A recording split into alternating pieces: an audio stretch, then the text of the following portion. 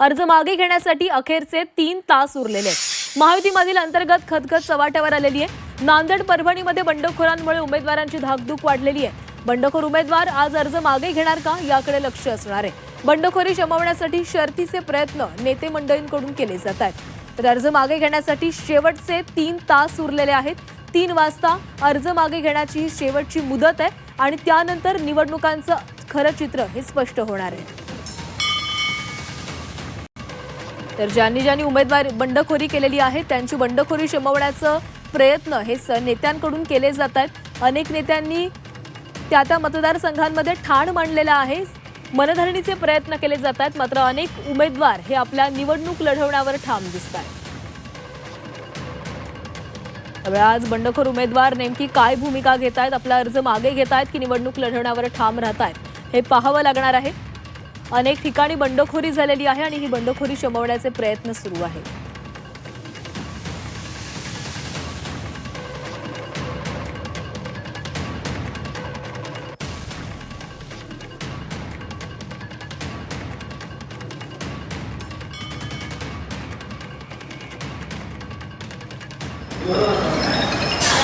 आणि या संदर्भामध्ये बोलण्यासाठी आपल्यासोबत जोडले गेलेले आहेत आमचे संभाजीनगरचे आमचे प्रतिनिधी विशाल करवळे आणि नाशिकहून आमचे प्रतिनिधी योगेश खरे।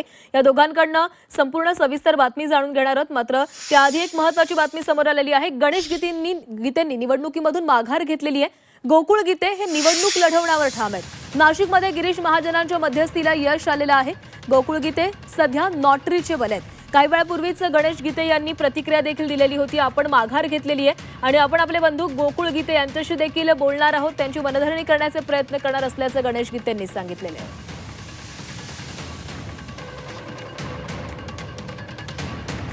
नाशिकमध्ये गिरीश महाजनांच्या मध्यस्थीला यश आल्याचं दिसतंय। मी 2 दिवस गेले मुंबईतच होतो। मी गिरीश भाऊंनाही भेटलो, आपल्या राज्याचे मुख्यमंत्री देवेंद्रजींनाही भेटलो, उपमुख्यमंत्री शिंदे साहेबांनाही भेटलो, आमचे प्रदेशाध्यक्ष रवींद्र चव्हाण साहेबांनाही भेटलो। त्यांनी मला सांगितलं या ठिकाणी आपण राज्यात युती केली आहे आणि 17 जागांवर आपण युतीमध्ये लढतोय, त्यामुळे नाशिकची जागा आपण शिवसेनेला दिलेली, त्यामुळे तुला त्या ठिकाणी थांबावं लागेल। मी त्यांचा आदेश त्यांना म्हटलं तुम्ही मला केव्हाही सांगा, ते मला आज 1 वाजेपर्यंत सांगणार आहे, त्यानंतर मी माझी माघार देईन। मी त्यांना सांगितलं तुमचा आदेश आला की मी माघार घेईल त्या ठिकाणी। बंधू गोकुळ गीते यांच्या बाबतीत पण चर्चा आहे, ते माघार घेणार का? नाही, त्याचा फोन कालपासून बंद आहे, तो संपर्कात नाही आहे। पण आता मी इतक्यात घरी आलोय, तुमच्या समोरच आलोय आणि आता मी त्याचा शोध घेतो आणि त्याचं देवेंजींचं पण मी बोलणं करून देणार आहे। तो त्याच्या निर्णयावर ठाम आहे आणि त्याला हे अंदाज होता की मी राजकीय दडपणाला बळी पडून मी या ठिकाणी निवडणुकीमध्ये माघार घेईन आणि त्यामुळे आता त्याची भेट घेतल्यानंतरच कळेल की तो निवडणुकीत काय करतो। मित्र उदय सामंत ज्यावेळेला नाशिकला आले त्यावेळेला गणेश गीते मुंबईला माझ्याकडे त्या ठिकाणी होते। मुख्यमंत्री महोदयांना मी त्या ठिकाणी भेटलो, शिंदे साहेबांनाही त्या ठिकाणी भेटलो, कुठलाही तिढा नाहीये। आता गणेश गीतेंनी आजच सकाळी सांगितलं की मी माघार घेतोय, थोड्या वेळात त्यांची माघार होईल किंवा झाली असेल। गोकुळ गीते आहेत, त्यांच्याशी माझं बोलणं झालेलं आहे। निश्चित ते सुद्धा या ठिकाणी मागे ते थोडे आग्रही आहेत, पण मी त्यांना समजवलेलं आहे। मला वाटतं ते 100% त्या ठिकाणी आपली उमेदवारी थोड्या वेळात मागे घेतील। आता या संदर्भामध्ये सविस्तर बोलूयात। आमचे प्रतिनिधी योगेश खरे आपल्यासोबत आहेत। योगेश, महाजनांनी देखील प्रतिक्रिया दिलेली आहे की गोकुळ गीते आपला उमेदवारी अर्ज माघारी घेतील, मात्र त्यांच्याशी कोणताच संपर्क होऊ शकत नाही, ते नॉट रिचेबल आहे। काय वाटतं काय घडेल पुढे? एकूण जर आपण बघितलं तर गीते बंधू हे गेल्या 3-4 वर्षापासून विधान परिषदेची तयारी करत होते। विधान परिषदेमध्ये कुठल्याही परिस्थितीमध्ये आमदार व्हायचंच हा त्यांचा चंग होता। आपण जर बघितलं तर गणेश गीते यांनी विधानसभासुद्धा या ठिकाणी लढवली होती, मात्र ते त्या ठिकाणी यशस्वी होऊ शकलेले नव्हते आणि त्यांना आता घरामध्ये आमदार एक जण हवा अशा चंग त्यांनी या ठिकाणी बांधलेला होता आणि त्या दृष्टिकोनातून बंधूसुद्धा आमदारकीच्या स्पर्धेसाठी त्यांनी उमेदवारी अर्ज दाखल केला होता। गणेश गीतेंनी सुद्धा अर्ज दाखल केला होता। आता परिस्थिती अशी आहे की गोकुळ गीते हे कुठल्याही पक्षाशी संबंधित नाहीत ते एका बाजार समितीचे संचालक आहेत आणि एक व्यावसायिक आहेत. त्यामुळे त्यांनी त्यांच्यावर दबाव आणणं कसं शक्य होईल भाजपकडून, हा मोठा प्रश्न आहे. त्यांनी गणेश गीते यांना समजवलेलं आहे. फडणवीस बोललेत, प्रदेशाध्यक्ष बोललेत आणि त्यामुळे गणेश गीते यांनी अर्ज मागे घेतलेला आहे. मात्र गोकुळ गीते आता पूर्णपणे रुसून बसलेत असं म्हणणं हरकत नाही, कारण बंडखोरी त्यांनी केलेली नाही, कुठल्याही पक्षामध्ये त्या नाहीत आणि त्यामुळे कुठल्याही परिस्थितीत मला आमदार व्हायचं असा संघ त्यांनी बांधला आणि त्यामुळे ते नॉट रिचेबल झालेत. आता ते कुठे आहेत याचा शोध जो आहे तो घेतला जातोय, मात्र ते मिळून आलेले नाहीत. गणेश गीते सकाळी सुद्धा येतानाच, मुंबईवरून येतानाच त्यांना शोधण्याचा प्रयत्न केला. आता ते घरी आलेत आणि आता पुन्हा ते कुठे ते बघण्याचा प्रयत्न करणार आहे. आणि खरं पाहायला गेलं तर त्यांचं घरसुद्धा इथून जवळच आहे, मात्र त्या घरीसुद्धा ते नाहीत, त्यांच्या ऑफिसमध्ये सुद्धा नाहीत. त्यामुळे गोकुळ गीते हे जवळजवळ निवडणूक लढवणार अशी परिस्थिती या ठिकाणी दिसून येते. गोकुळ गीते माघार घेणार नाहीत आणि एकूण ही लढत जी आहे ही आपल्याला नरेंद्र दराडे विरुद्ध गोकुळ गीते अशी होईल असं दिसून येत आहे. तरी अजून 3 तास बाकी आहेत. 3 तासात वेगवेगळ्या घडामोडी घडू शकतात.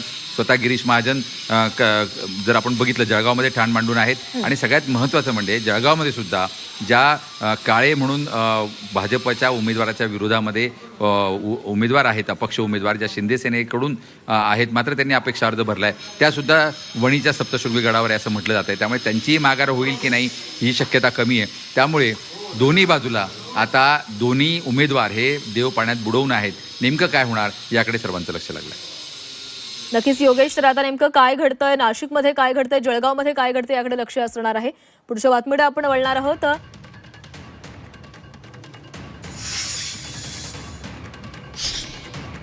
मला त्याच्यातली काही कल्पना नाही, पण आता आज आम्ही तपास करू काय विषय आहे आणि बाहेर गेले आहेत की काय गेले आहेत मला त्याच्यातलं काहीच माहिती नाही.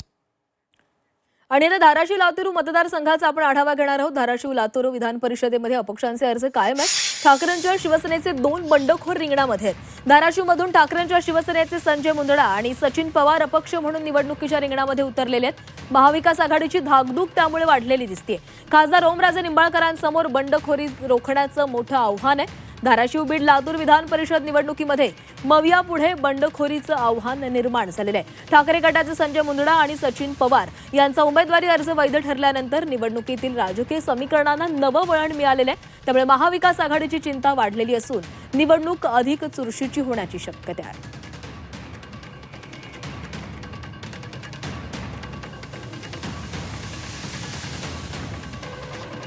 आणि या संदर्भात आढावा घेणार आहोत. आमचे प्रतिनिधी विशाल करवळे आपल्यासोबत जोडले गेलेले आहेत. विशाल, खरं तर संपूर्ण मराठवाड्यामध्ये नेमकं काय घडतं या संदर्भात तुमच्याकडनं माहिती घ्यायची. धाराशिवमध्ये आपण पाहिलेलं आहे तर अपक्षांचे अर्ज कायम आहेत, तिकडे मवियाची चिंता वाढलेली आहे. दुसऱ्या बाजूला संभाजीनगरमध्ये तरी आता सत्तार आपला उमेदवारी अर्ज मागे घेतात, त्यामुळे तिथलं बंड संपलेलं आहे. मराठवाड्यामध्ये काय चित्र आहे सध्या? प्राची, धाराशिवमध्ये आता चांगलंच घमासान सुरू आहे, कारण अखेरचे 3 तास आहे आणि या 3 तासामध्ये महाविकास आघाडीमध्ये जी बंडाळी झाली आहे ती शमवण्याचं एक मोठं आव्हान असणार आहे. खरं तर सुरुवातीला ही लढत महाविकास आघाडी विरुद्ध महायुती अशी होईल असं वाटत होतं. बसवराज पाटील विरुद्ध देशमुख अशी लढत होईल असं वाटत होतं. मात्र मुंदडांची एंट्री झाली, UBTमधून त्यांनी फॉर्म भरला आणि त्यामुळं आता फक्त चर्चा सुरू आहे मुंदडांची. खरं तर महाविकास आघाडीमध्ये ही जागा काँग्रेसला सुटली आहे, त्यामुळे काँग्रेस वारंवार सांगण्याचा प्रयत्न करते की इतर सर्वांनी आपली उमेदवारी मागे घ्यावी. नागेश पाटील आष्टीकर यांच्या मुलानं सुद्धा अर्ज भरला आहे, त्यांनीही अर्ज मागे घ्यावा अशा पद्धतीचं सांगण्यात येतं आहे. आणि यासाठीचे खल आता सुरू आहेत. 3 तास बाकी आहे. सर्वच वरिष्ठ नेते सांगताय की या 3 तासात सर्व बंडखोरांना आम्ही शमवू आणि निवडणूक महायुती विरुद्ध एक संध लढू. मात्र यात सध्या तरी उमेदवार तयारीत असल्याचं दिसत नाही, त्यामुळे 3 तासानंतर त्या गोष्टीचा निकाल लागेल असं स्पष्ट चित्र आहे. तर दुसरीमध्ये नांदेडमध्ये एक महाविकास आघाडीसाठी चांगली बातमी आपण म्हणूया.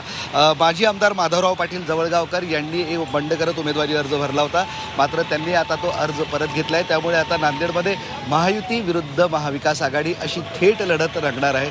छत्रपती संभाजीनगरचा तुम्ही विचारताय ते संभाजीनगरमध्ये सत्तारांचं बंड आता पूर्णतः शमलं आहे, मात्र अजूनसुद्धा 2 अपक्ष रिंगणात आहे आणि भाजपला ही लढत थेट करायची आहे. त्यामुळे आता अपक्षांना गळ घालण्याचे प्रयत्न सुरू असल्याची माहिती मिळते. महत्त्वाचं म्हणजे MIMच्या उमेदवारानं सुद्धा विधान परिषदेसाठी अर्ज भरलेला आहे. MIMकडे जवळपास 55वर मतदार आहेत आणि त्यांच्या जीवावर MIMचे हे सगळे प्रयत्न सुरू असल्याचं चित्र आहे.